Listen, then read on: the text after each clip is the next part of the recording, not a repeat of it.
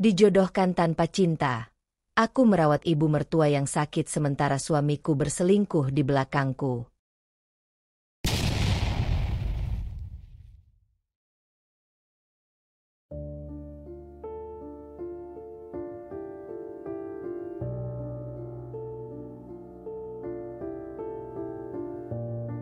Aku menatap cermin dengan pandangan kosong. Gaun putih yang membalut tubuhku terlihat begitu indah.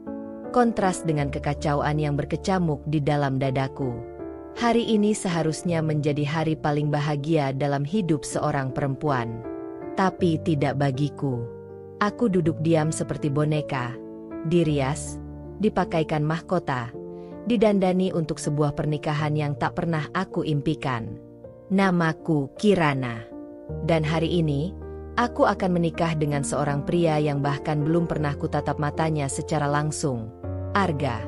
Semua terjadi terlalu cepat. Ayahku datang dengan wajah tegang beberapa minggu lalu, membawa berita bahwa bisnis keluargaku hampir bangkrut. Ia berkata hanya ada satu jalan keluar, menjalin aliansi bisnis dengan keluarga Santoso, keluarga kaya raya yang dikenal kuat dalam dunia properti. Dan sebagai bentuk perjanjian itu, aku harus menikah dengan putra satu-satunya, Arga. Ini demi keluarga kita. Kirana. Ayah mohon, katanya waktu itu. Aku tak sanggup menolak. Ibuku menangis setiap malam, dan adikku bahkan harus berhenti kuliah karena keuangan kami memburuk. Aku merasa seperti sedang ditukar, dijadikan alat tukar demi menyelamatkan nama baik dan kelangsungan keluarga. Arga hanya muncul sekali di hadapanku, dalam pertemuan formal yang canggung. Ia tinggi, tenang, dan tak menunjukkan banyak emosi. Sekilas, ia memang tampan, tapi dingin. Seperti tembok batu. Maaf, aku tidak tertarik dengan cinta dalam perjodohan, katanya waktu itu datar. Aku hanya mengangguk.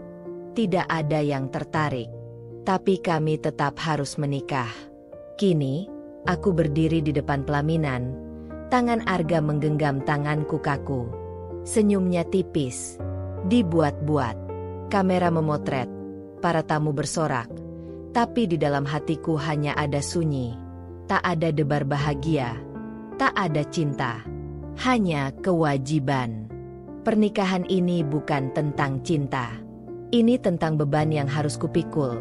Dan janji yang harus kujaga. Meski harus kurlakan bahagiaku sendiri. Dan di hari pertama menjadi istri Arga, aku sudah tahu, ini akan jadi perjalanan yang panjang dan menyakitkan.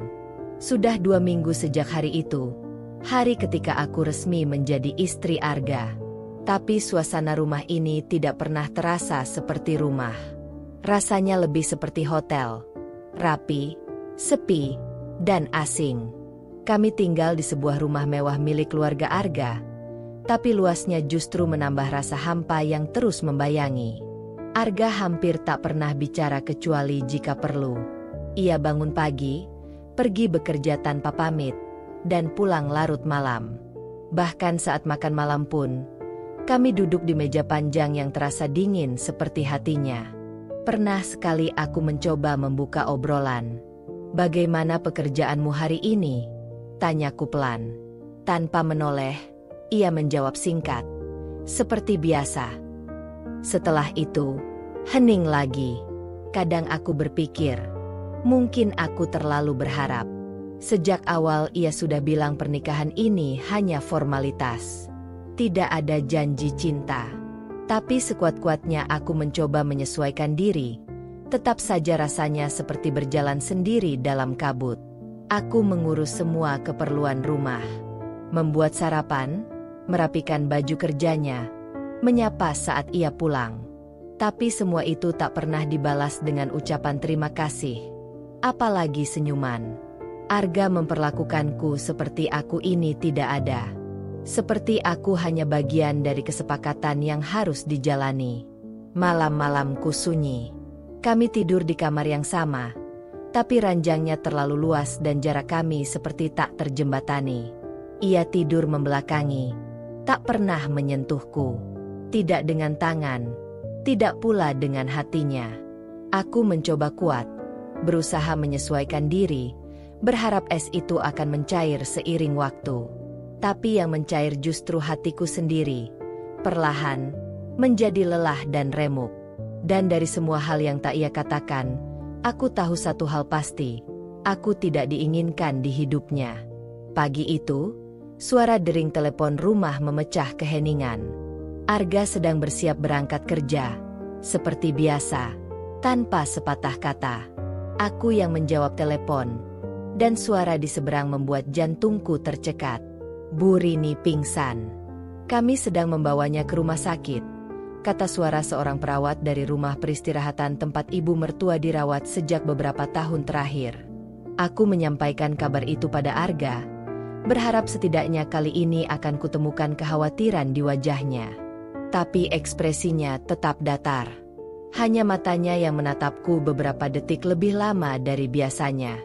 "Ayo," katanya singkat, lalu keluar lebih dulu tanpa menungguku. Bu Rini dirawat di ruang VIP. Wajahnya pucat, tubuhnya kurus, dan oksigen terpasang di hidungnya. Ia tersadar beberapa jam kemudian. Matanya langsung mengarah padaku. Tatapannya tajam, sinis, seperti biasa. "Kenapa kamu di sini?" "Karena aku menantumu," jawabku pelan, mencoba tetap hormat. Sejak awal pernikahan, Bu Rini tak pernah menyukaiku. Katanya, aku tidak cukup kelas untuk keluarga mereka. Aku tahu dia hanya setuju pernikahan ini karena desakan kondisi, sama seperti Arga. Tapi tetap saja, ucapan dan tatapannya selalu membuatku merasa kecil. Setelah 2 hari di rumah sakit, dokter menyarankan agar Bu Rini dirawat di rumah saja dengan perawatan intensif. Ia tak mau perawat asing. Ia juga menolak suster yang ditawarkan Arga. "Kalau memang menantumu itu katanya wanita baik, biar dia yang rawat aku," katanya, mengejutkan kami berdua. Arga menoleh ke arahku, lalu berkata datar, "Kalau mama mau begitu, ya sudah. Tolong urus mama di rumah." Dan begitu saja, tugasku berubah. Dari istri yang diabaikan, menjadi perawat untuk ibu mertua yang bahkan tak menyukaiku. Hari-hariku berubah. Aku harus bangun lebih pagi, menyiapkan makanan khusus untuk Bu Rini, mengganti pakaian dan membantu mandinya, bahkan memijat kakinya yang sering kram. Semua kulakukan tanpa keluhan, meski hatiku menjerit karena lelah dan perlakuan Bu Rini yang tetap dingin. Setiap kali aku menyentuhnya, ia menggerutu. "Kalau bukan karena aku tidak bisa bergerak, aku tidak akan membiarkan kamu menyentuh aku." Aku hanya tersenyum kecil, lalu melanjutkan pekerjaanku. Bukan karena aku tak punya harga diri, tapi karena aku tahu, kebaikan tidak harus menunggu disukai. Dan entah kenapa, di dalam hatiku, aku berharap mungkin, perlahan, hatinya akan bisa melihat aku bukan hanya sebagai menantu yang dipaksa masuk ke keluarganya. Meski suamiku sendiri masih belum bisa melihatku sama sekali. Sudah hampir 2 minggu sejak Bu Rini tinggal di rumah bersama kami. Dan sejak itu pula, hari-hariku berubah sepenuhnya. Bukan hanya sebagai istri, aku sekarang menjalani hidup seperti asisten rumah tangga, khusus hanya untuk satu orang, ibu mertuaku. Setiap pagi, aku harus bangun sebelum matahari terbit. Bukan hanya untuk menyiapkan makanan Arga, tapi juga bubur khusus Bu Rini, dengan takaran garam yang pas, sayur rebus yang harus dipotong halus, dan teh hangat yang tidak boleh terlalu kental. Semua harus tepat, sesuai dengan standarnya. Kalau sedikit saja salah, Bu Rini tak segan memarahi. "Ini wortelnya terlalu besar. Mau bikin saya tersedak." "Hah?" bentaknya suatu pagi, sambil menggeser mangkuk ke arahku dengan kasar. Aku hanya mengangguk dan menggantinya tanpa banyak bicara. Setiap hari aku membersihkan kamarnya, mengganti sprei, menjemur selimut, bahkan memijat punggungnya yang sering pegal. Tapi setiap tindakanku seolah selalu salah di matanya. "Kalau kamu niat, kamu bisa lebih rapi. Jangan malas." katanya suatu sore saat aku sedang memijat kakinya. Rasanya sakit, tapi bukan di tubuh, di hati. Terlebih karena Arga melihat semua itu dan tidak pernah berkata apa-apa. Pernah suatu malam, aku memberanikan diri bicara. "Ga, aku lelah. Mama terlalu keras padaku. Setidaknya kamu bisa. Kalau kamu nggak sanggup, bilang aja. Jangan mengeluh." Potongnya tanpa menoleh dari layar laptopnya. Begitu dingin, begitu asing. Aku kembali ke kamar Bu Rini malam itu dengan mata sembab, tapi tetap menahan senyum saat membawakan obatnya. Karena aku tahu, kalau aku menolak, yang akan disalahkan adalah aku. Dan aku sudah terlalu sering dianggap sebagai beban oleh keluarga ini. Aku sempat bertanya pada diriku sendiri, apakah ini memang jalan hidup yang kupilih? Tentu tidak. Tapi sekarang aku ada di dalamnya. Dan anehnya, semakin aku diperlakukan tak adil, semakin aku merasa harus membuktikan bahwa aku tidak akan kalah. Bukan untuk mereka, tapi untuk diriku sendiri.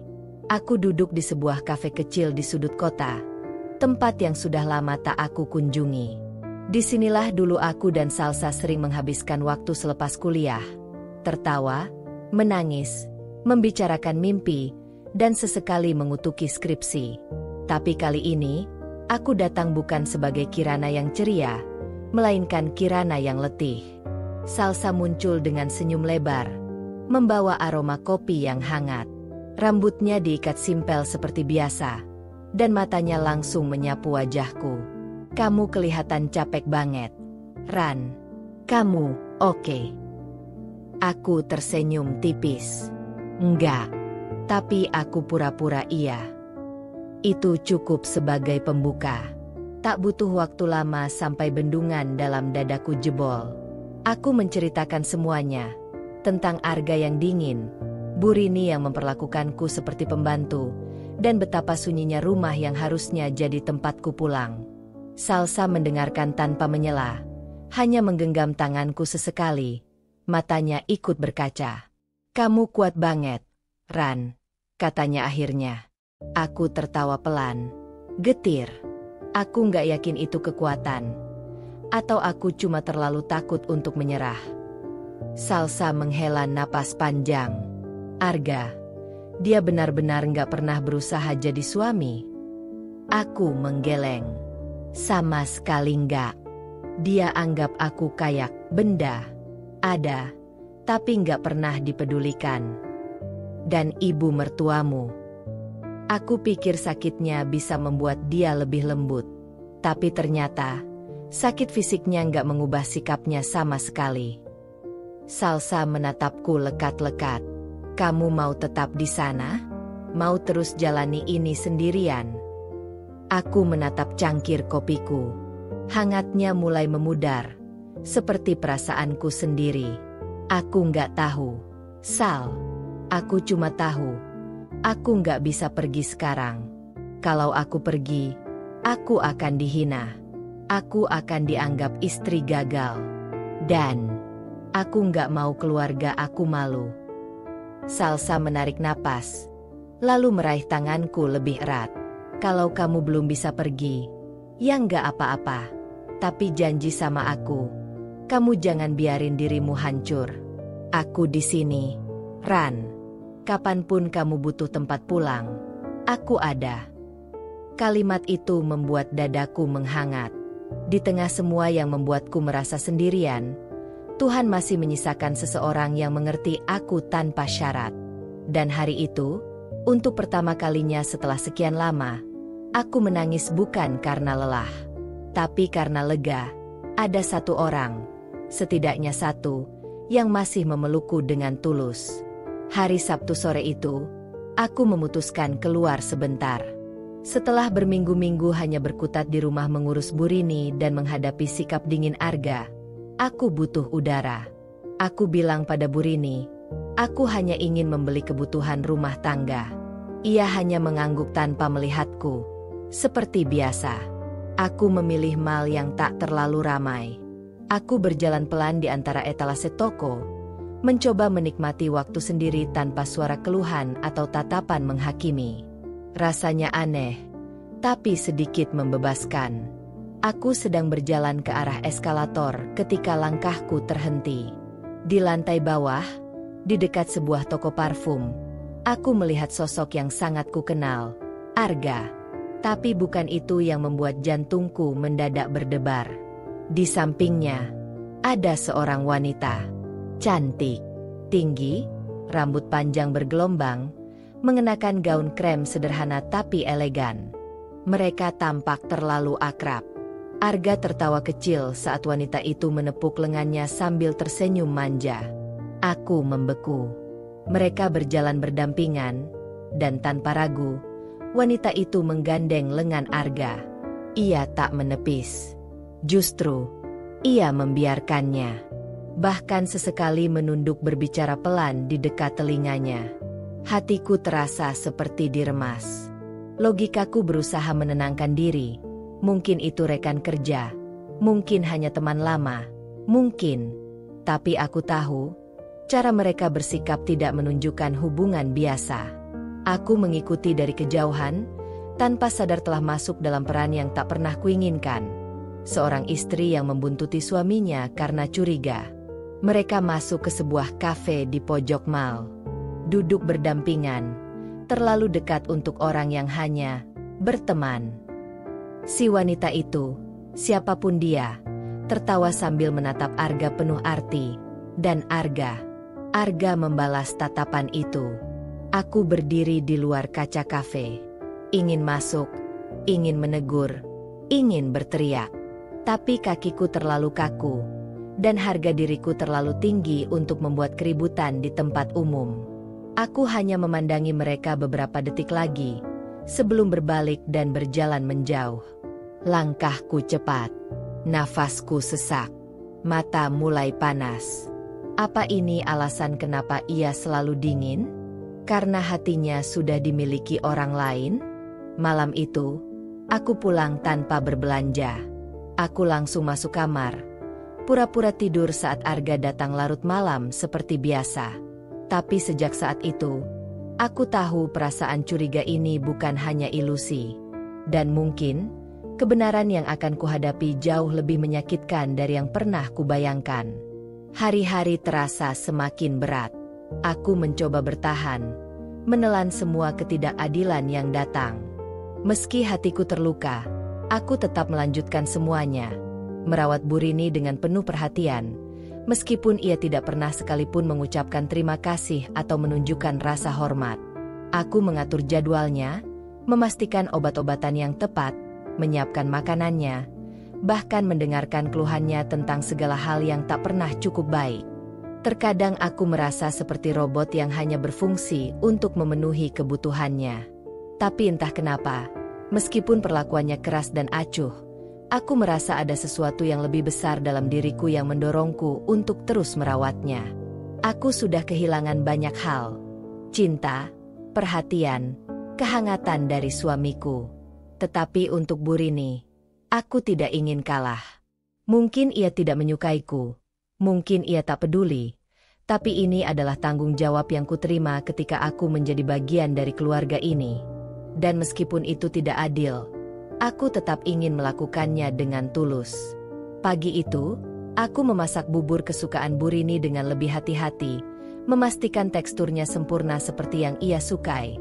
Tidak terlalu kental, tidak terlalu cair. Ketika aku menyajikannya, ia melirikku sekilas, lalu memandang piring dengan wajah masam. Buburnya terlalu panas, ujarnya, menggerutu. Tetapi aku tahu itu hanya cara ia mengungkapkan kekesalan. Aku tetap tersenyum, walaupun sedikit perih. Maaf, Bu. Nanti saya dinginkan sedikit. Aku bergegas mengambil sendok dan menuangkan sedikit bubur ke dalam piring kecil, lalu meniupnya perlahan sebelum menyodorkannya ke arah Burini. Ini lebih baik, Bu. Ia hanya mengangguk, tanpa banyak kata. Tidak ada ucapan terima kasih. Tapi aku merasa lega, karena setidaknya ia tidak mengeluh lagi. Aku kembali duduk di sampingnya, menunggunya makan. Aku melihat betapa lelah wajahnya.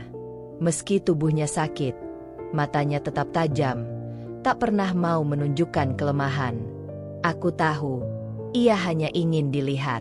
Ia ingin dihargai. Dan dalam banyak hal, aku memahami perasaannya. Ia sudah begitu lama menjaga keluarga ini, mengorbankan banyak hal, dan sekarang ia merasa seperti tidak ada lagi yang peduli padanya. Terutama aku, yang baru datang dan seolah merusak semuanya. Tapi aku tidak ingin menjadi alasan bagi ketegangan itu. Aku ingin menunjukkan bahwa meskipun aku bukan menantu yang sempurna, aku bisa memberikan kasih sayang, bisa merawatnya dengan tulus. Hari demi hari, aku mencoba lebih memahami ibu mertuaku. Meski ia selalu mengkritik, meski ia tidak pernah menunjukkan sisi lembutnya, aku tahu bahwa dalam dirinya masih ada rasa takut. Takut pada ketidakpastian, takut pada perubahan. Dan aku adalah bagian dari perubahan itu. Setiap malam, setelah ia tidur, aku duduk di ruang tamu, menatap rumah ini yang terasa begitu sepi dan jauh dari rumah. Arga tidak pernah memberi perhatian lebih. Aku tidak tahu apakah ia terlalu sibuk dengan pekerjaannya, atau apakah hatinya benar-benar tertutup untukku. Tapi satu hal yang pasti, aku tahu bahwa aku harus melanjutkan peranku, meskipun itu berarti berjalan sendirian. Dan meskipun aku merasa tidak dihargai, aku tidak bisa berhenti merawat Burini. Aku tidak bisa menyerah, bahkan jika itu terasa seperti perjuangan tanpa akhir. Karena dalam hatiku, aku tahu ini adalah pilihan yang benar. Tidak peduli seberapa keras atau pahit perasaannya, aku masih tidak bisa mengusir bayangan itu dari pikiranku. Tania. Nama itu terus terngiang di kepalaku setelah aku kembali ke rumah. Malam setelah aku melihat Arga bersama wanita itu di mal. Aku tak tahu siapa dia, tapi ada satu hal yang pasti. Cara mereka saling bertatap dan tersenyum membuat hatiku remuk. Sesuatu dalam diri wanita itu terasa berbeda. Seperti dia memiliki tempat di hati Arga. Tempat yang tidak pernah diberikan padaku. Hari-hari berlalu, tapi kecurigaku semakin membesar. Tania. Itu yang terucap dari bibirku setiap kali aku teringat akan mereka. Aku mencari tahu di dalam diriku, mencoba mencari cara untuk menenangkan rasa cemas ini. Tapi semuanya terasa sia-sia. Sampai akhirnya aku mendengar percakapan yang mengungkapkan segalanya. Pagi itu, saat aku sedang menyelesaikan sarapan untuk Burini, aku mendengar suara percakapan yang tak sengaja kutangkap dari ruang kerja Arga. Aku tahu itu adalah pembicaraan telepon, dan suaranya terdengar begitu berbeda. Terlalu akrab, terlalu intim. Telingaku menangkap beberapa kata dari percakapan itu. Tania, aku janji, aku akan segera bilang ke Kirana. Tapi kita harus sabar sedikit lagi. Suara itu tertahan, lalu terdengar lagi. Kamu tahu kan, aku nggak bisa ninggalin dia begitu saja. Apalagi sekarang, ada banyak hal yang harus diselesaikan. Aku membeku di tempatku. Hatiku mencelos mendengar nama itu diucapkan dengan begitu ringan. Begitu tidak ada rasa bersalah. Tania. Ternyata dia adalah wanita yang selama ini mengisi hati Arga. Wanita yang sudah menggerogoti rasa cinta yang seharusnya aku terima. Dan aku hanya seorang istri yang dipaksa untuk bertahan dalam sebuah pernikahan yang kosong. Aku duduk di meja makan, mencoba menenangkan diriku, tapi tubuhku gemetar. Perasaan sakit, marah, dan kecewa bercampur jadi satu. Sejak pertama kali aku melangkah ke dalam rumah ini, aku sudah tahu pernikahan ini tak pernah benar-benar untukku. Tapi mendengar dengan telingaku sendiri bahwa ada wanita lain, selingkuhan, di dalam hidup suamiku, membuat hatiku retak dalam sekejap. Setelah percakapan itu selesai, aku memutuskan untuk pergi ke ruang kerja Arga. Aku tidak bisa membiarkan diriku tenggelam dalam kebingunganku. Aku harus tahu semuanya. Harus mendengar dari mulutnya sendiri. Saat aku masuk ke ruang kerja, Arga sedang duduk di depan komputer. Tampak sibuk, seolah tak peduli dengan kehadiranku. Aku berdiri di pintu, menatapnya. Ada apa? Tanya Arga tanpa menoleh. Aku menarik napas dalam-dalam, mencoba untuk tetap tenang. Siapa Tania? Pertanyaan itu keluar tanpa bisa kutahan. Suara yang terdengar bahkan tak kuasa aku bendung. Arga berhenti mengetik. Matanya menatap lurus ke layar komputer, seolah tidak siap untuk menghadapi pertanyaanku. Ia terdiam beberapa detik, lalu perlahan mengalihkan pandangan ke arahku. Kirana, suaranya rendah, penuh beban. Tania, dia bukan siapa-siapa. Tapi aku tahu itu kebohongan. Aku melihatnya langsung dengan mataku. Aku mendengar pembicaraan mereka, dan aku tahu, ia tidak bisa menipu lagi. Tolong jangan bohong, jawabku dengan suara bergetar. Aku tahu segalanya. Aku tahu tentang Tania. Kamu tidak bisa terus-menerus menyembunyikan ini dariku. Arga terdiam. Wajahnya tiba-tiba tampak kelelahan. Ia berdiri dan berjalan mendekat, tapi aku mundur sedikit. Tidak ingin memberi ruang untuk kedekatan yang tak pernah ada. Aku tahu ini sulit, Kirana, kata Arga pelan. Tapi ini adalah kenyataan yang harus kita hadapi. Aku tidak bisa memberikan apa yang kamu butuhkan. Hatiku seperti tertusuk. Kata-kata itu keluar dari mulutnya dengan begitu mudah, seolah perasaan dan pengorbananku selama ini tak berarti apa-apa. Semua yang kulakukan untuk keluarga ini, semua upayaku untuk membuat pernikahan ini berjalan, ternyata hanya sia-sia di matanya. Aku tidak ingin menjadi bagian dari permainan ini, Arga. Jawabku, suara hampir pecah. Aku tidak ingin terus hidup dengan kebohongan. Kalau kamu mencintai Tania, kenapa tidak berhenti semua ini? Kenapa terus menyakitiku? Arga menunduk, seperti tidak mampu menjawab. Aku melihat betapa ia terperangkap dalam kebohongannya sendiri, tapi itu bukanlah masalahku lagi. Aku sudah cukup terluka, cukup dibohongi. Sepertinya aku sudah cukup mengerti, kataku sambil berbalik menuju pintu. Aku hanya butuh satu hal sekarang, kejujuran. Kalau itu yang tidak bisa kamu berikan, aku rasa aku tidak bisa bertahan lagi. Dengan itu, aku keluar dari ruang kerja Arga, membawa hatiku yang retak, dan meninggalkan pernikahan ini dalam diam. Setelah percakapan yang menghancurkan itu, aku merasa dunia seakan berhenti berputar. Arga tetap bersikukuh menyangkal semuanya, bahkan saat aku sudah tahu segalanya. Setiap kali aku bertanya tentang Tania, ia selalu memberikan jawaban yang semakin membuatku muak. Ia berkata bahwa Tania hanya teman lama, rekan kerja, atau bahkan hanya seseorang yang ia bantu.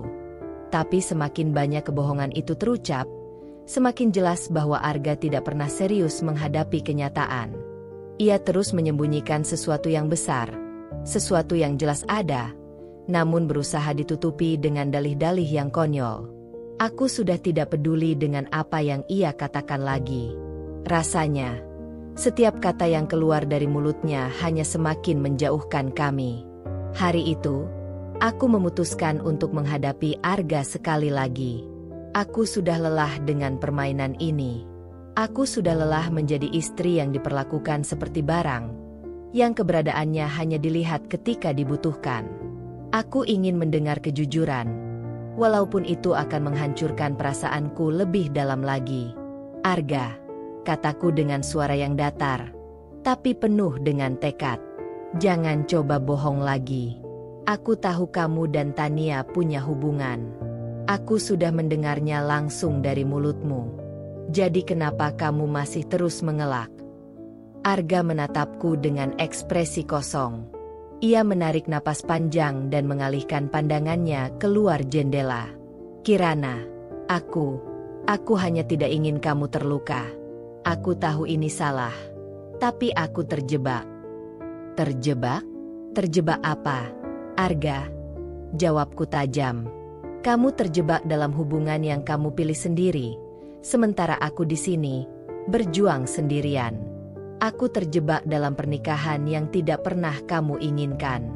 Aku terjebak dalam kebohongan demi kebohongan yang kamu buat. Aku hampir tidak bisa menahan air mata. Setiap kata yang keluar dari mulutku terasa semakin menyakitkan. Tapi aku tahu ini adalah satu-satunya cara untuk melepaskan semua beban yang sudah bertahun-tahun menahan hatiku. Arga terdiam, tidak mampu menjawab. Tatapannya kosong, seolah mencari-cari kata yang tepat, namun tak pernah menemukannya. Aku melangkah mundur, merasa semakin kehilangan arah. Kamu tahu apa yang lebih menyakitkan daripada kebohonganmu, Arga? Lanjutku, suaraku mulai serak. Yang lebih menyakitkan adalah kenyataan bahwa aku sudah menghabiskan begitu banyak waktu dengan berharap kamu akan berubah, berharap kamu akan mencintaiku, berharap kita bisa melewati semua ini bersama. Tapi kenyataannya, aku hanya seorang pengisi kekosongan bagimu. Arga masih diam. Tidak ada kata-kata yang bisa ia ucapkan untuk meyakinkanku bahwa ia benar-benar menyesal atau merasa bersalah. Hanya ada kebisuan yang mengisi ruang antara kami. Kalau kamu benar-benar mencintaiku, kenapa kamu masih terus menyakiti aku? Tanyaku, kali ini dengan nada yang hampir tak terdengar. Dia tidak menjawab, hanya menggeleng pelan, seolah mencoba menjauhkan dirinya dari kenyataan yang tak bisa dihindari. Aku tahu jawabannya. Aku sudah tahu jawabannya sejak lama, bahkan sebelum aku bertanya. Tidak ada lagi yang bisa aku katakan, Kirana. Jawab Arga akhirnya. Suara terdengar lemah. Aku sudah terlalu jauh masuk dalam kebohongan ini. Aku tidak tahu bagaimana cara memperbaikinya. Aku menghela napas panjang, merasa kelelahan dalam setiap serat tubuhku. Kalau begitu, mungkin kita sudah sampai di akhir jalan ini, kataku dengan suara serak. Aku tidak bisa terus hidup dengan kebohongan. Arga, aku tidak bisa lagi menjadi bagian dari kehidupan yang penuh ketidakpastian dan pengkhianatan. Aku tidak tahu apakah kata-kataku itu berhasil mempengaruhi Arga. Aku tidak tahu apakah ia benar-benar sadar akan apa yang telah ia hancurkan. Tapi satu hal yang pasti, aku sudah mencapai titik di mana aku tidak bisa lagi bertahan dengan semua kebohongan ini. Malam itu, aku merasa ada beban yang sedikit lebih ringan, meskipun hatiku tetap terasa berat. Aku tahu bahwa pernikahan ini, yang selalu kupertahankan dengan penuh pengorbanan, sudah tidak bisa lagi diperbaiki. Arga mungkin tidak pernah mencintaiku seperti yang aku harapkan. Dan aku mulai menerima kenyataan itu. Kebohongan demi kebohongan telah menggerogoti hubungan kami. Aku tidak tahu apa yang akan terjadi selanjutnya. Tapi aku tahu satu hal, aku tidak akan lagi membiarkan diriku terperangkap dalam dunia yang penuh kebohongan ini. Aku akan melangkah keluar, walaupun aku tidak tahu kemana kaki ini akan melangkah. Minggu-minggu setelah pertengkaranku dengan Arga, rumah ini terasa semakin sunyi. Keheningan yang dulu terasa berat, kini terasa lebih menyakitkan. Aku berusaha melupakan semuanya dengan fokus merawat Burini. Meskipun hatiku sedang hancur, aku tetap berusaha memberikan yang terbaik untuknya. Namun, seiring berjalannya waktu, aku mulai merasakan perubahan kecil pada Burini. Sikapnya yang dulu selalu dingin dan acuh tak acuh mulai sedikit melunak. Perlahan, ia mulai melihatku lebih dari sekadar seorang menantu yang datang untuk mengisi ruang yang tak diinginkan. Ada kalanya, saat aku sedang menyiapkan makan malam untuknya, ia akan duduk di meja makan dan mengobrol denganku. Kirana, apakah kamu sudah makan? Tanyanya suatu sore, ketika aku sedang sibuk memasak. Aku terkejut. Biasanya ia tak pernah peduli dengan kesehatanku. Bahkan kadang, ia menyuruhku untuk makan setelah ia selesai, seperti aku bukan bagian dari keluarga ini. Tapi kali ini, ada kehangatan di balik pertanyaannya. Belum, Bu. Nanti saya makan setelah semuanya selesai, jawabku, sambil tersenyum. Burini mengangguk, dan untuk pertama kalinya, aku melihat senyum kecil di wajahnya. Jangan lupa makan. Kalau kamu lelah, siapa yang akan merawat saya nanti? Aku merasa ada perubahan dalam suaranya. Ada ketulusan yang sebelumnya tak pernah aku dengar. Aku tahu, meskipun ia tidak mengatakannya, ia mulai menghargai pengorbananku, bahkan jika itu hanya sedikit. Hari berikutnya, saat aku membersihkan ruang tamu, Bu Rini tiba-tiba datang dan duduk di sampingku. Tanpa banyak bicara, ia memandangi tanganku yang sibuk merapikan bantal sofa. "Kirana, maaf kalau selama ini saya terlalu keras padamu," katanya pelan, seolah enggan mengungkapkan kata-kata itu. Aku menatapnya dengan terkejut. Bu Rini, yang selama ini selalu menganggapku tidak lebih dari pembantu di rumah ini, kini meminta maaf? Aku tak bisa menahan diri untuk tidak merasa tersentuh. Ada banyak hal yang saya tidak tahu, dan saya terlalu cepat menilai kamu. Lanjutnya, matanya menatapku dengan tatapan yang lebih lembut. Saya memang khawatir tentang Arga. Ia anak saya, dan saya selalu ingin yang terbaik untuknya. Tapi saya sadar, saya tidak seharusnya mengabaikanmu begitu saja. Air mata tiba-tiba menggenang di mataku.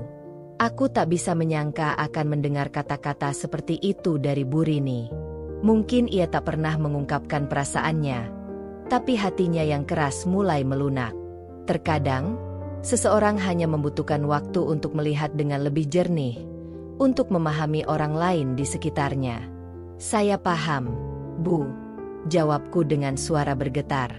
"Saya tahu kamu hanya ingin yang terbaik untuk Arga, dan saya ingin menjadi bagian dari keluarga ini. Saya hanya ingin kita bisa saling menghargai." Bu Rini mengangguk, kemudian menepuk tangan saya dengan lembut. "Kamu sudah cukup sabar, Kirana. Mungkin saya memang terlalu keras. Saya minta maaf jika membuatmu merasa tidak dihargai." Saat itu, aku merasakan ada ikatan yang mulai terbentuk di antara kami. Walaupun hubungan kami tidak akan pernah sempurna, aku merasa bahwa kami mulai saling memahami satu sama lain. Bu Rini mungkin tidak akan pernah menjadi ibu mertua yang ideal, tapi setidaknya, ia mulai melihatku sebagai lebih dari sekadar menantu yang tak diinginkan. Sejak hari itu, Bu Rini semakin sering berbicara denganku. Kadang ia menanyakan hal-hal kecil tentang keseharianku, atau berbicara tentang kenangan lama. Meski tidak banyak yang berubah dalam sikapnya, aku merasa hubungan kami mulai lebih baik. Mungkin ini adalah langkah pertama untuk memperbaiki hubungan kami yang dulu penuh ketegangan. Aku juga merasa sedikit lega. Setidaknya, ada satu hubungan yang mulai menemukan titik terang di tengah semua kekacauan yang terjadi dalam hidupku.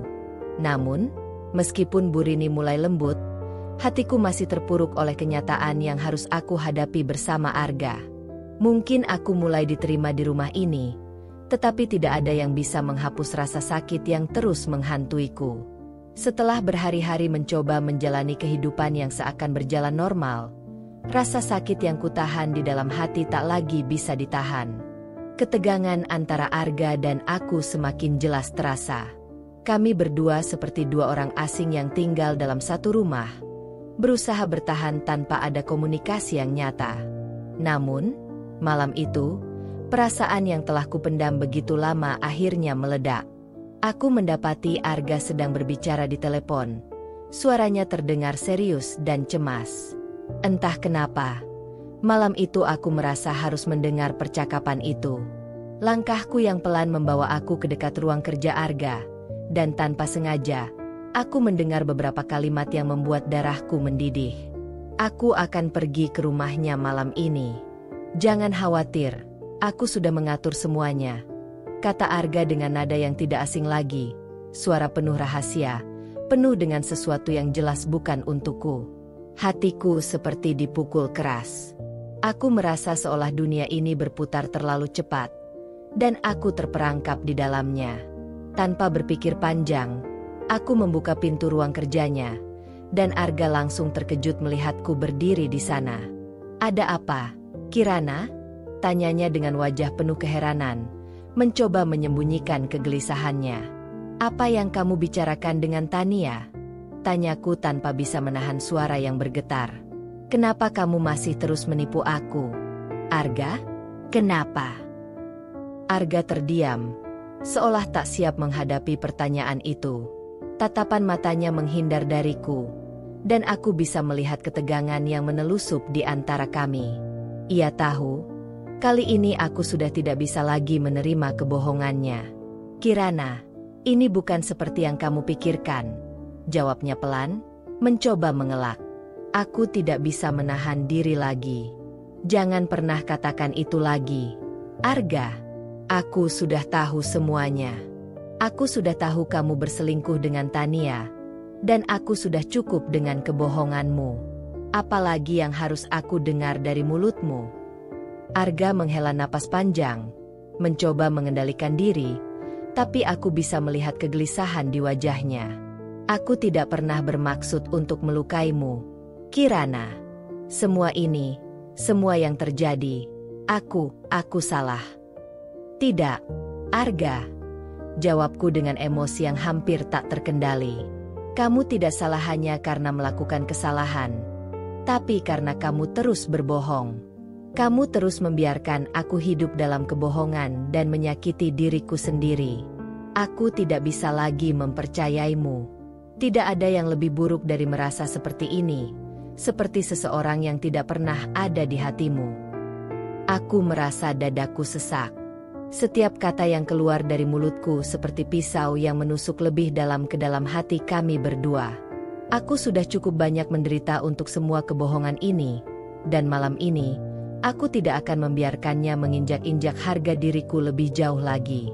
Arga mundur beberapa langkah, terdiam sejenak, seolah mencerna setiap kata yang kutuangkan ke arahnya. Kirana, aku minta maaf. Aku tahu aku membuat kesalahan besar, tapi aku tidak tahu bagaimana harus menghadapinya. Aku terlalu takut untuk kehilanganmu, dan aku tidak tahu harus berbuat apa.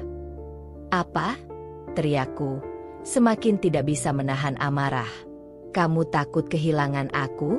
Jadi kamu menyembunyikan semuanya? Kamu mengkhianatiku, Arga, dan kamu pikir aku akan tetap bertahan dengan alasan itu. Dia terdiam, tatapannya semakin kosong. Aku bisa melihat bahwa ia merasa bersalah, tetapi tidak cukup untuk mengakui sepenuhnya. Aku tidak bisa kehilangan Tania, Kirana, jawabnya dengan suara penuh penyesalan. Aku sudah terjebak dalam hubungan ini terlalu lama, dan aku tidak tahu bagaimana harus keluar. Aku merasa seperti dibuang ke dalam kegelapan. Ternyata, dia sudah memutuskan. Tania lebih penting daripada aku, dan aku hanya menjadi pilihan kedua, seorang istri yang harus menerima kenyataan bahwa cinta suamiku sudah menghilang. Air mata mulai menggenang di mataku, tapi aku berusaha menahannya. Jadi, semua ini sia-sia? Semua pengorbanan, semua usaha yang kupersembahkan untuk keluarga ini, hanya untuk kamu memilih Tania? Kamu memang tidak layak mendapatkan kesempatan kedua, Arga. Aku menatapnya dengan tatapan yang penuh kebencian dan kekecewaan. Tidak ada lagi yang bisa aku pertahankan. Aku sudah lelah. Lelah berharap pada sesuatu yang tak pernah ada. Arga memang suamiku, tapi dia juga orang yang mengkhianatiku. Dan aku tidak bisa terus menjalani hidup seperti ini. Tolong, Kirana, jangan pergi, kata Arga, suaranya penuh dengan penyesalan. Aku akan berusaha memperbaiki semuanya. Aku janji, aku akan berubah. Aku menggelengkan kepala, tak bisa mempercayai kata-katanya lagi. Sudah cukup, Arga. Jangan buang waktumu dan waktuku lagi. Aku tidak bisa bertahan dengan seseorang yang terus menyakitiku. Aku lelah. Tanpa menunggu jawabannya, aku berbalik dan meninggalkan ruang kerja itu. Perasaan kosong menyelimuti tubuhku. Malam itu, aku merasa seperti berjalan menuju kegelapan, meninggalkan semua yang telah kucoba pertahankan. Keputusan untuk melangkah pergi terasa pahit. Namun aku tahu ini adalah satu-satunya cara agar aku bisa melanjutkan hidupku. Pagi itu, udara terasa lebih dingin dari biasanya. Aku masih merasa lelah setelah perdebatan hebat dengan Arga semalam. Meskipun hatiku sedikit lebih ringan setelah akhirnya melepaskan semua perasaan yang selama ini terkekang. Aku berusaha untuk tidak terlalu memikirkan apa yang akan terjadi selanjutnya. Apakah Arga akan berusaha memperbaiki semuanya, atau apakah aku sudah cukup untuk melangkah pergi? Namun, apa yang terjadi siang itu benar-benar di luar dugaanku. Aku sedang berada di dapur, menyiapkan makan siang untuk Burini, ketika aku mendengar suara gaduh dari ruang tamu. Suara itu semakin keras dan aku bisa mendengar dengan jelas bahwa itu adalah suara Arga dan Burini yang sedang bertengkar. Rasa penasaran dan sedikit kekhawatiran mendorongku untuk menghampiri mereka. Aku berdiri di ambang pintu ruang tamu dan melihat Burini berdiri dengan wajah merah padam. Matanya memancarkan kekesalan yang tidak biasa. Arga, di sisi lain, terlihat terkejut dan kebingungan. Ia jelas tidak siap dengan reaksi ibunya. "Kamu itu, Arga," kata Burini dengan suara tinggi. Suaranya penuh amarah. "Apa yang sudah kamu lakukan terhadap istrimu? Hah? Apa kamu pikir Kirana akan terus menerima semua kebohonganmu? Apa kamu pikir kamu bisa terus menipu dia dan aku akan diam saja?" Aku tertegun, seolah tak percaya dengan apa yang kudengar. Burini, ibu dari suamiku, yang selama ini selalu bersikap dingin padaku, kini sedang membela diriku. Ada sesuatu dalam nada suaranya yang tegas, penuh keberanian, yang membuatku merasa sedikit lega. Arga mencoba menjelaskan, "Ibu, saya tahu saya salah. Tapi Kirana juga tidak mengerti situasi saya. Dia tidak tahu bagaimana rasanya terjebak dalam situasi ini." Burini menggelengkan kepala, masih dengan wajah marah. "Terjebak? Kamu bukan anak kecil lagi. Arga, kamu sudah menikah. Kamu punya tanggung jawab. Kalau kamu tidak bisa jujur dengan istrimu, lalu siapa yang bisa kamu percayai? Kamu harusnya tahu bahwa kebohongan seperti ini tidak akan pernah bertahan lama." Aku merasa seluruh tubuhku gemetar mendengar kata-kata Burini. Biasanya, ia selalu mendukung Arga, bahkan ketika ia salah. Namun kali ini, dengan jelas, ia membela aku dan menunjukkan bahwa ia mengerti kesakitanku. "Kenapa kamu tidak bisa berlaku adil pada istrimu, Arga?" lanjut Burini. Nadanya semakin keras. "Kirana sudah berusaha sebaik mungkin. Dia merawat saya, menjaga rumah ini, dan kamu malah menyakitinya dengan perselingkuhanmu. Ini tidak bisa dibiarkan begitu saja. Kamu harus bertanggung jawab." Aku bisa melihat ekspresi Arga yang semakin terpukul. Ia mencoba membuka mulut, tetapi tidak ada kata yang keluar. Burini, yang biasanya lebih memilih diam, kini berbicara dengan penuh keberanian, seolah menyadari betapa salahnya Arga dalam perlakuannya terhadapku. "Bu," kata Arga dengan suara lemah, mencoba membela diri. "Saya sudah mencoba memperbaiki semuanya. Tapi apa?" potong Burini dengan suara yang tak terbendung. "Kamu tidak bisa memperbaiki apapun dengan terus berbohong. Kamu tidak bisa mengharapkan semuanya kembali baik-baik saja tanpa usaha yang nyata. Kamu harus jujur pada diri sendiri dan pada Kirana." Aku melihat wajah Arga yang semakin muram, tidak bisa lagi mengelak dari kenyataan. Mungkin ia belum sepenuhnya sadar akan kesalahannya, namun kata-kata Burini jelas memberi dampak yang besar baginya. Aku tidak tahu bagaimana harus merespons, tetapi aku merasa ada perubahan besar dalam diri Burini. Untuk pertama kalinya, dia berdiri teguh di pihakku. Mungkin selama ini ia hanya memikirkan Arga, tetapi kali ini ia melihatku sebagai seorang wanita yang juga berhak dihargai. Dengan hati yang masih terasa sakit, aku akhirnya melangkah ke depan, menghampiri mereka. "Terima kasih, Bu," kataku pelan, namun penuh rasa syukur. "Saya tidak tahu apa yang akan terjadi selanjutnya, tapi kata-kata Anda berarti banyak bagi saya." Burini menatapku, matanya lembut. "Kirana, kamu sudah cukup sabar. Saya minta maaf jika selama ini saya tidak pernah mendukungmu. Kamu layak dihargai lebih dari ini. Jangan biarkan siapapun menginjak-injak harga dirimu. Aku merasa seakan ada beban besar yang terangkat dari pundakku. Meskipun masalah dengan Arga belum selesai, setidaknya aku tahu bahwa ada orang yang mendukungku, yang memahami apa yang aku rasakan. Bu Rini, ibu mertuaku yang selama ini terlihat jauh dan dingin, kini berdiri di sampingku. Dan itu memberiku kekuatan yang baru. Arga, yang masih terdiam di sana, akhirnya menghela napas panjang. Saya minta maaf, Kirana. Saya tahu saya sudah salah, dan saya tidak tahu bagaimana harus memperbaikinya. Aku menatapnya, merasa tidak ada lagi yang bisa aku ucapkan. Apa yang terjadi antara kami sudah terlalu jauh, dan aku tidak tahu apakah masih ada jalan kembali. Namun, satu hal yang aku yakini, aku tidak akan lagi menerima perlakuan seperti ini. Aku tidak tahu apa yang akan terjadi setelah ini, Arga, kataku dengan suara tegas, meskipun hatiku terasa hancur. Tapi aku tidak bisa terus hidup dalam kebohongan dan pengkhianatan. Aku butuh waktu untuk berpikir.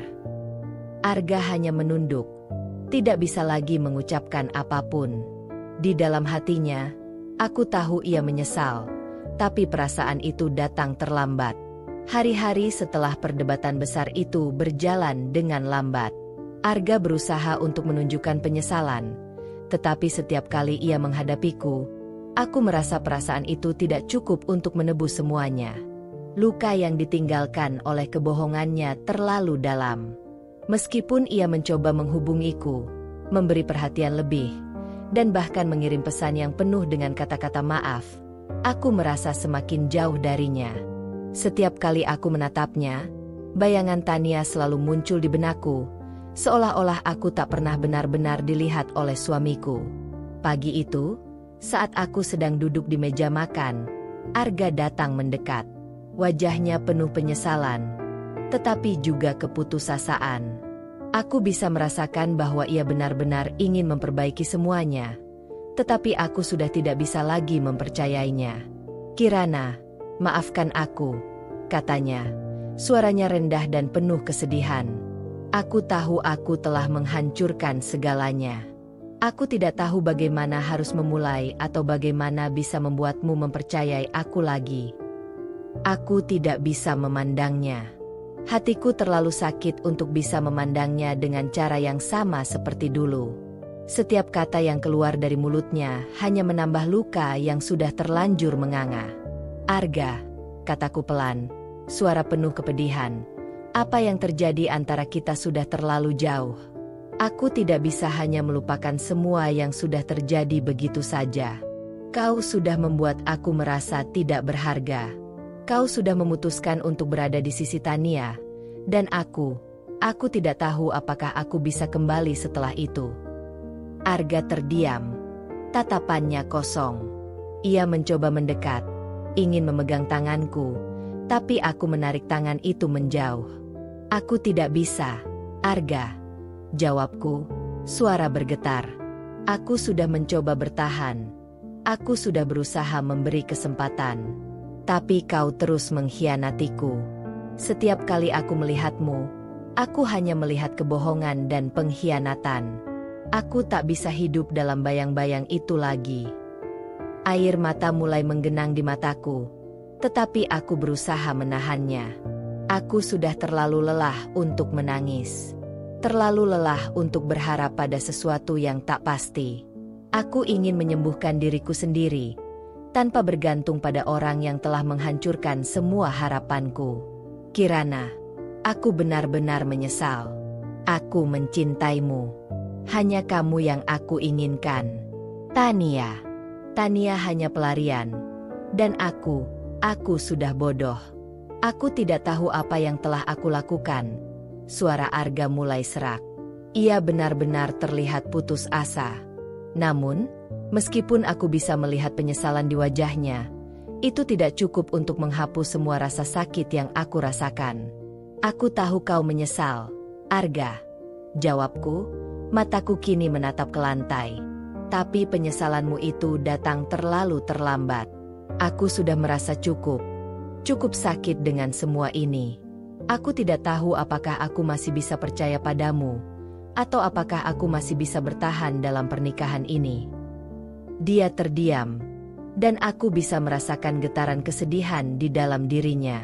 Kirana, aku tak bisa hidup tanpamu, kata Arga. Suaranya gemetar. Aku akan berusaha memperbaiki semuanya. Aku akan menunjukkan padamu bahwa aku bisa berubah, bahwa aku masih mencintaimu. Namun, kata-kata itu tidak lagi berarti apa-apa bagiku. Perasaan yang aku miliki untuknya telah hilang, ditelan oleh kebohongan dan pengkhianatannya. Arga, cintamu sudah tidak cukup untuk menyembuhkan luka ini. Aku merasa seperti aku sudah mati di dalam, berjuang untuk pernikahan yang hanya aku yang peduli. Aku tidak bisa hidup seperti ini lagi. Aku berdiri dari kursi, merasa cemas dan bingung, tapi ada satu hal yang aku yakini. Aku tidak bisa terus terjebak dalam hubungan yang merusakku. Tidak ada lagi cinta yang tersisa di antara kami, hanya kenangan pahit tentang kebohongan dan pengkhianatan yang tak termaafkan. Aku tidak bisa kembali ke pernikahan yang tidak pernah memberikan rasa aman atau kebahagiaan. Kirana, tolong jangan pergi. Arga memohon, matanya penuh air mata. Aku tidak bisa hidup tanpamu. Aku akan berjuang, apapun yang terjadi. Aku melihatnya. Hatiku bergetar. Aku tahu dia benar-benar menyesal, tetapi perasaanku sudah terlalu rusak. Tidak ada yang bisa mengembalikan waktu. Tidak ada yang bisa menghapus luka ini. Aku akan tinggal di sini, kataku dengan tegas. Tetapi aku tidak tahu berapa lama lagi aku bisa bertahan. Aku sudah lelah. Arga, aku sudah lelah berjuang sendirian. Aku berjalan keluar dari ruangan itu, meninggalkan Arga yang masih terdiam, merenung, dan mungkin menyesal. Namun, aku tahu, ini adalah keputusan yang harus aku buat untuk diriku sendiri.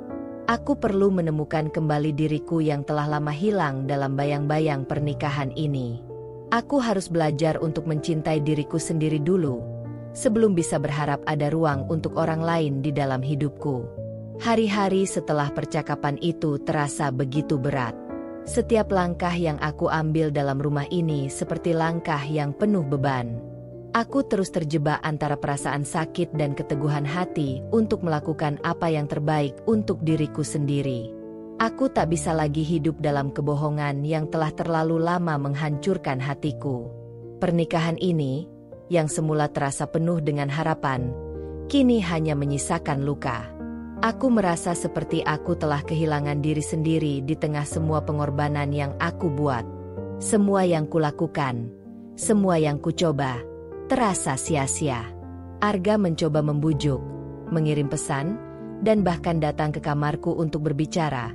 Namun setiap kata yang keluar dari mulutnya tidak pernah bisa menebus luka yang telah ia ciptakan.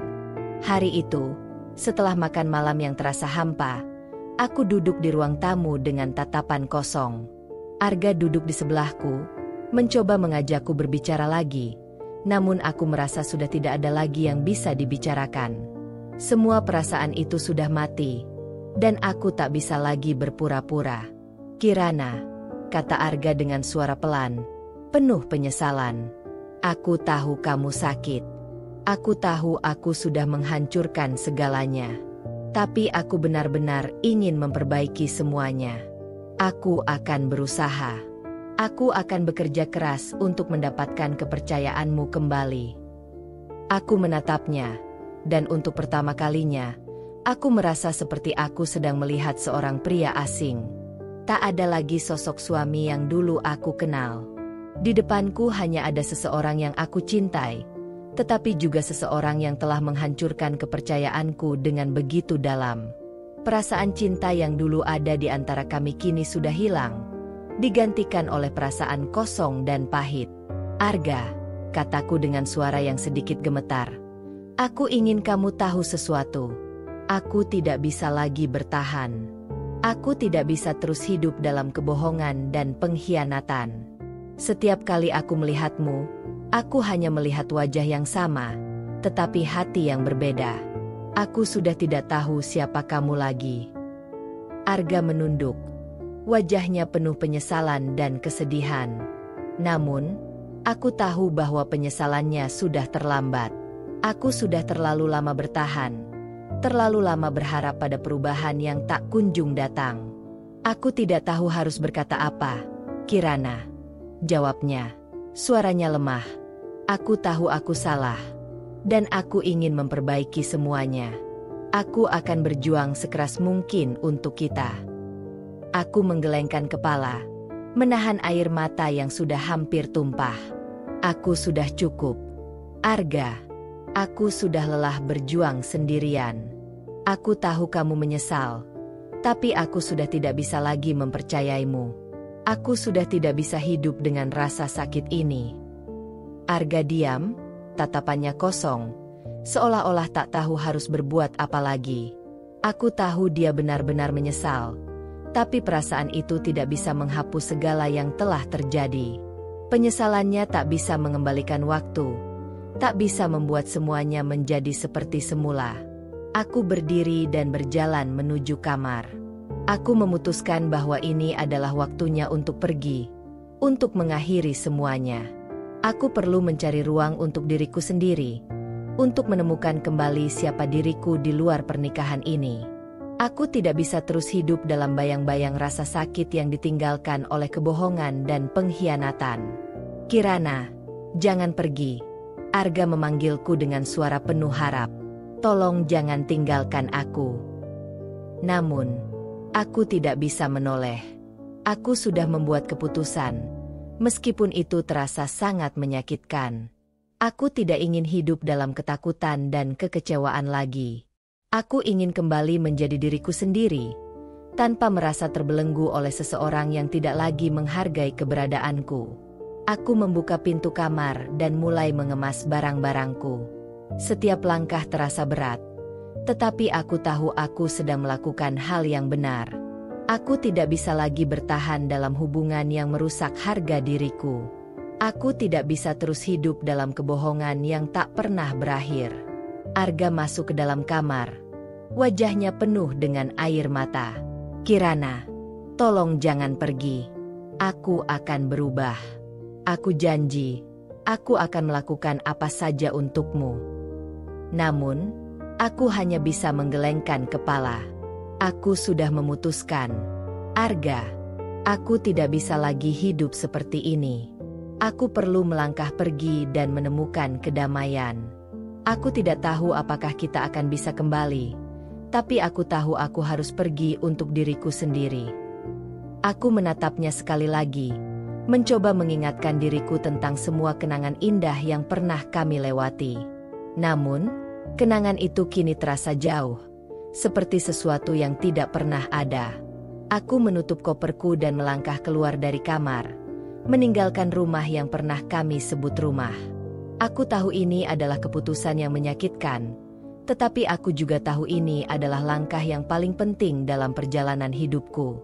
Aku harus melangkah pergi, untuk menemukan diriku kembali, untuk menyembuhkan luka-luka yang sudah terlalu dalam. Setahun telah berlalu sejak aku meninggalkan Arga dan segala kenangan pahit yang membelenggu hidupku. Tahun yang penuh dengan perjalanan panjang, belajar kembali mencintai diri sendiri, dan membangun kembali segala sesuatu yang hilang. Kini, aku berdiri di sini, seorang wanita yang kuat, mandiri, dan bahagia. Semua itu bukan karena tanpa usaha, melainkan karena aku akhirnya menyadari bahwa aku pantas untuk bahagia, pantas untuk mendapatkan lebih dari sekadar janji-janji kosong. Aku ingat betul bagaimana dulu, setiap malam aku terjaga dengan perasaan cemas, takut, dan terluka. Namun, saat aku memutuskan untuk pergi, aku juga memutuskan untuk memberi ruang bagi diriku sendiri untuk tumbuh. Aku mulai fokus pada karierku, membangun bisnis kecil yang sudah lama aku impikan. Perlahan, aku mulai meraih kesuksesan yang dulu aku tak pernah yakin bisa kuraih. Aku merasa damai, merasa bebas dari beban yang selama ini mengekangku. Aku menemukan kebahagiaan dalam hal-hal sederhana, dalam pekerjaan yang aku cintai, dalam pertemanan yang tulus, dan dalam waktu yang kuhabiskan untuk diri sendiri. Hari ini, aku berdiri di depan jendela ruang kerjaku, menatap langit biru yang luas. Senyum kecil terukir di bibirku saat aku menatap pemandangan kota yang kini terasa sangat berbeda. Aku tidak lagi merasa sendirian, tidak lagi merasa terjebak dalam rutinitas yang tidak membuatku bahagia. Aku sedang menjalani hidupku, hidup yang aku pilih, hidup yang aku impikan. Namun, satu hal yang tak bisa aku lupakan adalah bagaimana aku tiba di titik ini. Aku tahu aku tidak bisa merubah masa lalu, tapi aku bisa mengubah masa depan. Aku tidak bisa mengontrol bagaimana orang lain berperilaku, tetapi aku bisa mengontrol bagaimana aku merespon dan menjaga harga diriku. Keputusan untuk meninggalkan Arga adalah keputusan terbaik yang pernah aku buat. Tak lama setelah aku meninggalkan rumah itu, aku mulai membuka diri untuk hal-hal baru. Aku berkenalan dengan orang-orang yang mendukungku, menemukan sahabat-sahabat yang selalu ada di sampingku, dan akhirnya bertemu dengan seseorang yang membuatku merasa dihargai dengan cara yang baru. Namun, bukan hanya tentang hubungan baru yang datang ke dalam hidupku. Ini tentang bagaimana aku mulai mencintai diriku sendiri terlebih dahulu. Tahun ini, aku merayakan pencapaianku dengan penuh rasa syukur. Bisnisku semakin berkembang. Aku menikmati kebebasan untuk menentukan jalan hidupku. Dan yang terpenting, aku merasa damai dengan diri sendiri. Aku tidak lagi terjebak dalam bayang-bayang Arga dan pernikahan yang penuh dengan kebohongan. Aku tahu, aku pantas mendapatkan lebih dari itu, lebih dari yang pernah kuberikan pada diriku sendiri dulu. Namun, di tengah kebahagiaanku, aku tak bisa menutup mata terhadap satu hal. Arga. Setiap kali aku melihat media sosial atau mendengar kabar tentangnya, aku tahu ia masih berjuang dengan penyesalannya. Arga masih terjebak dalam kesalahannya, berusaha memperbaiki hidupnya yang berantakan. Aku tahu ia merindukanku, dan aku tahu ia ingin kembali. Tapi, itu tidak lagi penting bagiku. Aku sudah menemukan kedamaian yang aku cari. Aku sudah menemukan kebahagiaanku yang sejati. Suatu hari, saat aku sedang makan siang bersama teman-teman, aku melihat Arga dari kejauhan. Ia berdiri di depan kafe, menatapku dengan tatapan yang penuh dengan penyesalan dan harapan. Aku bisa melihat betapa ia ingin menghampiriku, berbicara, dan mungkin meminta kesempatan kedua. Tetapi aku tahu, sudah cukup. Tidak ada lagi yang bisa diperbaiki antara kami. Hati yang telah terluka tak bisa sembuh dengan kata-kata. Aku tidak akan kembali ke masa lalu. Aku menghela napas dalam-dalam, tersenyum pada diriku sendiri. Aku pantas bahagia, kataku pelan, lebih kepada diriku sendiri. Aku tidak perlu lagi menunggu seseorang untuk memberiku kebahagiaan.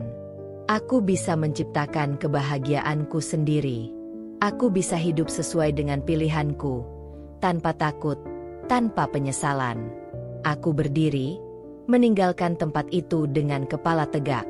Arga hanya bisa melihatku dari jauh, tetapi aku tahu dia tidak lagi bisa menghalangiku. Aku sudah menemukan jalanku sendiri, dan aku siap untuk melangkah lebih jauh. Aku tidak tahu apa yang akan terjadi di masa depan, tetapi satu hal yang pasti, aku sudah mencintai diriku sendiri, dan itu adalah awal dari kebahagiaanku. Aku pantas bahagia, dan itu adalah keputusan yang tak akan pernah aku sesali. Untuk penonton yang mengikuti cerita ini, aku ingin mengingatkan bahwa kehidupan memang penuh dengan tantangan dan ujian, tetapi yang terpenting adalah bagaimana kita memilih untuk bangkit dan bergerak maju. Jangan pernah biarkan masa lalu atau kesalahan orang lain menentukan kebahagiaanmu. Setiap orang berhak untuk merasa dihargai, dicintai, dan hidup dengan penuh kedamaian. Ingatlah, kebahagiaan sejati dimulai dari diri kita sendiri. Jika kamu merasa terinspirasi atau ingin melihat lebih banyak cerita yang mengangkat tema kehidupan, perasaan, dan perjalanan emosional, jangan lupa untuk subscribe. Dengan begitu, kamu bisa mendapatkan update cerita dan nasihat yang lebih banyak lagi. Terima kasih sudah mengikuti, dan semoga hari-harimu selalu dipenuhi kebahagiaan.